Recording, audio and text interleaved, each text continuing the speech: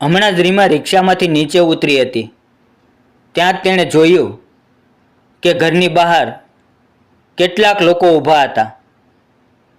ઘરની બહાર આવા લોકોને જોઈને તે આશ્ચર્યમાં પડી ગઈ. કોઈ અનહોની આશંકાથી તેણે રિક્ષાવાળાને ઝડપથી પૈસા આપ્યા અને બાળકોને લઈને અંદર આવી.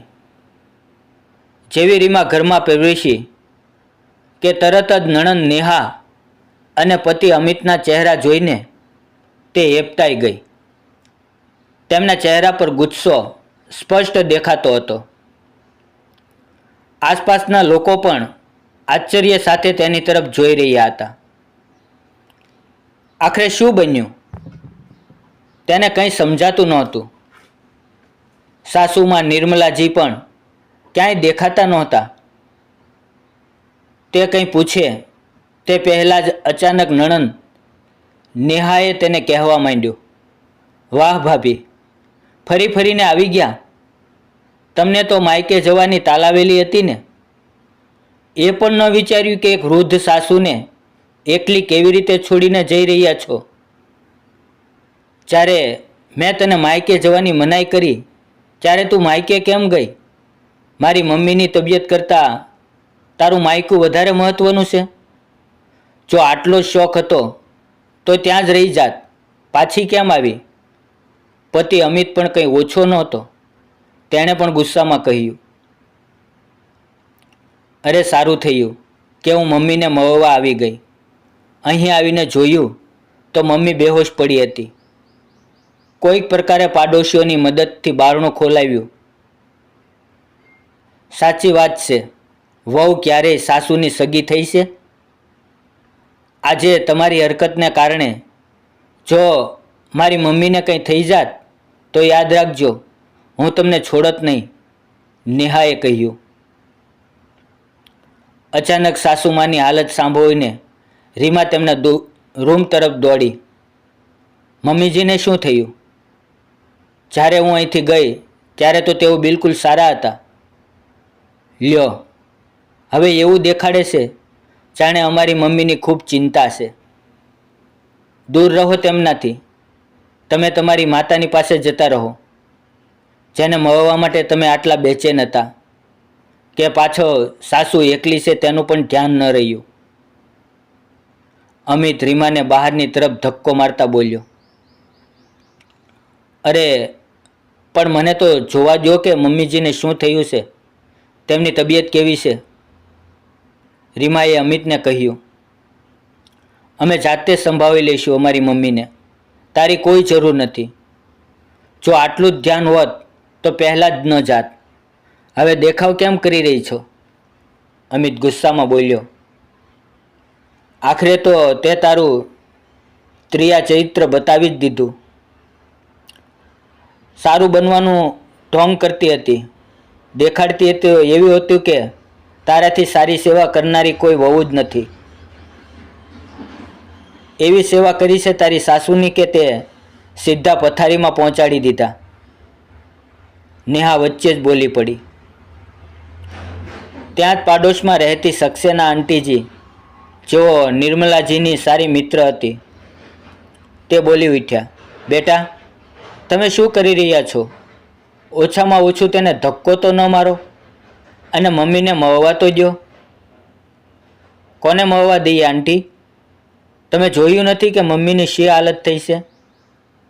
પગમાં પ્લાસ્ટર ચડી ગયું છે અને હજુ પણ બેહોશ છે. બધું આના કારણે. અરે માયકે આટલો જ મોહ હતો તો લગ્ન જ કેમ કર્યા? માતા પિતાની પાસે જ રહી જાત. અમિતે સક્સેના આંટીને સાંભળતા કહ્યું. અમિતની વાત સાંભળીને સક્સેના આંટી પણ ચૂપ થઈ ગયા. પણ જ્યારે પાડોશીઓએ કહ્યું કે થોડીવાર શાંતિ રાખો, ત્યારે અમિત અને નેહા તેમના પર પણ ભડકી ઉઠ્યા. છેવટે બધા જાતે જ ચૂપ થઈ ગયા. પણ આ તમાશો જોઈ રહેલા બે બાળકો, 7 વર્ષનો શ્લોક અને 5 વર્ષની કનક, રડી પડ્યા.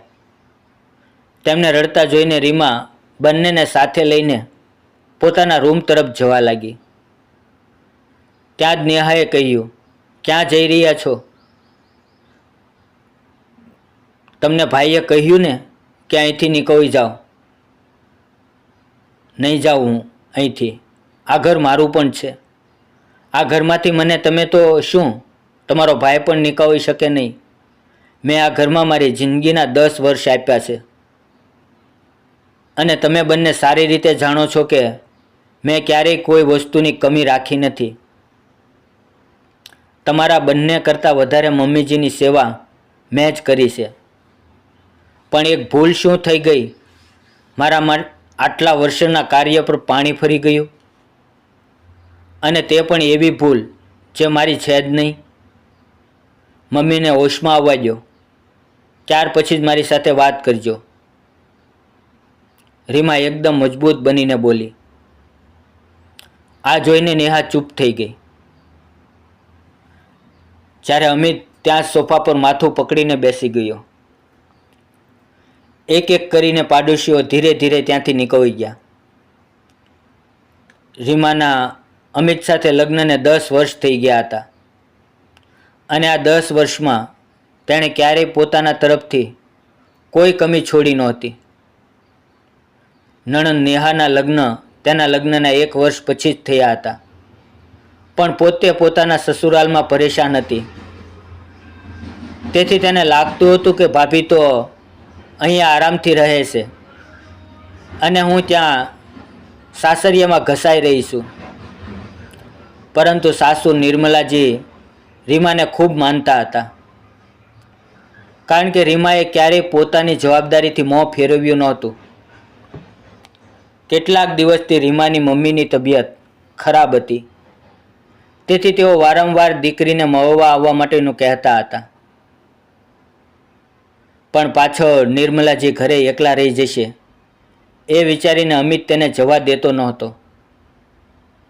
દર વખતે એ જ બહાનું કાઢતો કે જે દિવસે હું ઘરે હોઉં ત્યારે જાજે. હાલાકી નિર્મલાજી તદ્દન સ્વસ્થ હતા. આજે સવારે જ્યારે ફરીથી રીમાની મમ્મીનો ફોન આવ્યો ત્યારે રીમાએ અમિતને જવા માટે પૂછ્યું. પરંતુ અમિતે સ્પષ્ટ ના પાડી.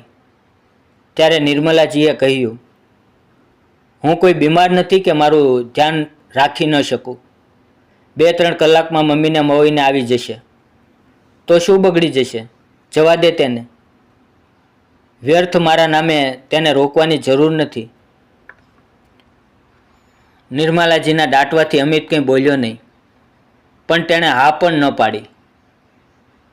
ખેર, અમિતના ઘરેથી નીકળ્યા પછી રીમા પણ તૈયાર થઈને બાળકોને સાથે લઈને રવાના થઈ ગઈ. નિર્મલાજી કોઈ કામથી ઉપર છત ઉપર ગયા હતા. ત્યાં જ નેહા આવી અને તેણે બેલ વગાડવા માંડી. નિર્મલાજીએ ઉપરથી જોયું, અવાજ કરીને પૂછ્યું પણ નેહા તો બેલ વગાડવામાં વ્યસ્ત હતી. નિર્મલાજી બેલનો અવાજ સાંભળીને નીચે આવવા લાગ્યા. પણ નેહા કદાચ પોતાની આંગળી સ્વિચ પર મૂકીને હટાવવાનું જ ભૂલી ગઈ. સતત બેલનો અવાજ સાંભળીને નિર્મલાજીએ થોડી ઝડપથી નીચે ઉતરવાની કોશિશ કરી. અને આ જ હડબડાટમાં તેનો પગ વળી ગયો અને તેઓ સીડીમાંથી નીચે પડી ગયા. તેનું માથું દિવાલ સાથે અથડાયું અને તેઓ બેહોશ થઈ ગયા. જ્યારે ઘણીવાર સુધી બારણું ન ખુલ્યું ત્યારે નેહાએ અમિતને ફોન કર્યો. ત્યારે તેને ખબર પડી કે રીમા તો માયકે ગઈ છે અને નિર્મલાજી ઘરે એકલા છે. તેણે પાડોશીઓને બોલાવ્યા. તેઓ બારણું તોડીને અંદર આવ્યા અને નિર્મલાજીને હોસ્પિટલ લઈ ગયા. તેમના એક પગમાં માઇનર ફ્રેક્ચર આવી ગયું હતું અને માથામાં ઈજા થઈ હતી. બ્લડ પ્રેશર લો હોવાથી તેઓ હજુ પણ બેહોશ હતા. થોડીવાર પછી નેહાનો અવાજ આવ્યો, ભાઈ મમ્મીને હોશ આવી ગયો છે. આ સાંભળીને અમિત સાથે રીમા પણ તે રૂમ તરફ દોડીને આવી. રીમાને જોતાં જ નિર્મલાજી બોલી ઉઠ્યા, અરે વહુ, તું આવી ગઈ?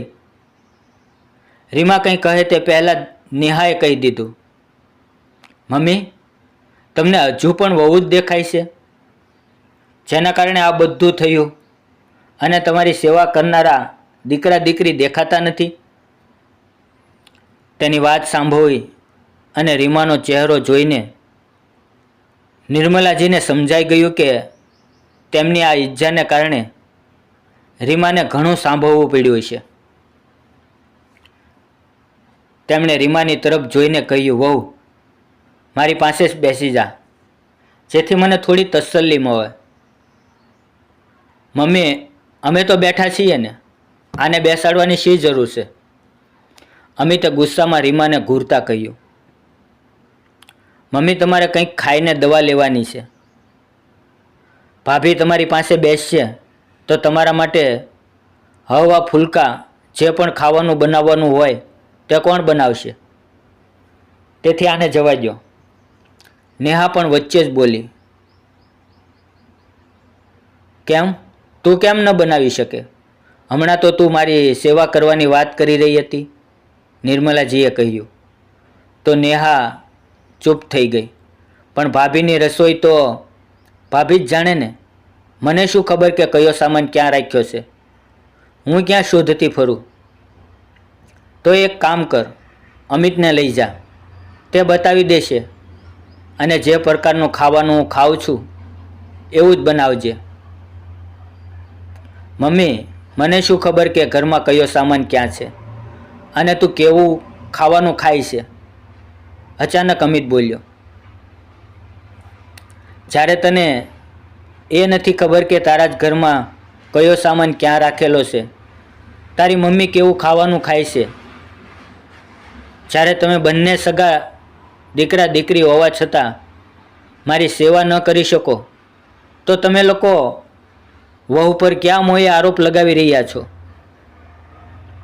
અને એક વાત કહો, છેલ્લા 10 વર્ષમાં આપણે કઈ વાતની કમી રાખી છે, જે એક વાત પર તમે લોકોએ આને આટલું કહેવા માંડ્યું? અને ભૂલ તો એ વ્યક્તિની હતી જે બારણે આવીને બેલની સ્વિચ પર આંગળી મૂકીને ભૂલી ગઈ, જેના કારણે બારણું ખોલવાની હડબડાટમાં હું સીડીમાંથી પડી ગઈ. મને ખબર નથી કે તમે અત્યાર સુધીમાં શું શું કહી ચૂક્યા છો, પણ મારી સામે મારી વહુને કંઈ પણ કહેવાની જરૂર નથી. આખરે નિર્મલાજીની વાત સાંભળીને અમિત ચૂપ થઈ ગયો, અને રીમાની આંખોમાં આંસુ આવી ગયા. તે નિર્મલાજીને ગળે લાગીને રડી પડી. નેહા તો વાત કરવા લાયક પણ નહોતી. તે તો પોતાના વિચારોમાં તે ક્ષણને યાદ કરી રહી હતી જ્યારે તેણે બારણાની ઘંટી સતત વગાડી હતી. પણ હવે બોલશે તો તેને જ સારું ખરાબ સાંભળવું પડશે, તેથી તેણે ચૂપ રહેવાનું જ વધુ સારું સમજ્યું. મિત્રો, તમને નિર્મલાજીનો પોતાની વહુ પ્રત્યેનો વ્યવહાર કેવો લાગ્યો? શું તમને નથી લાગતું કે જો દરેક ઘરમાં સાસુ અને વહુ આવી જ સમજદારીથી રહેવા લાગે તો દરેક ઘર સ્વર્ગ જેવું બની જાય? તો મિત્રો, આ હતી અમારી આજની વાર્તા. આ વાર્તા વિશે તમારી રાય કોમેન્ટ બોક્સમાં જરૂર લખજો, અને વાર્તાને શેર અને લાઈક કરજો. અને જો તમે મારી ચેનલ પર નવા છો તો ચેનલને સબસ્ક્રાઈબ કરીને બેલ આઇકોન જરૂરથી દબાવી દેજો, જેથી તમને આવી સારી વાર્તાઓ રોજ સાંભળવા મળતી રહે. મળશું એક નવી વાર્તા સાથે. ત્યાં સુધી આવજો. વિડીયો પૂરો જોવા બદલ ધન્યવાદ મિત્રો.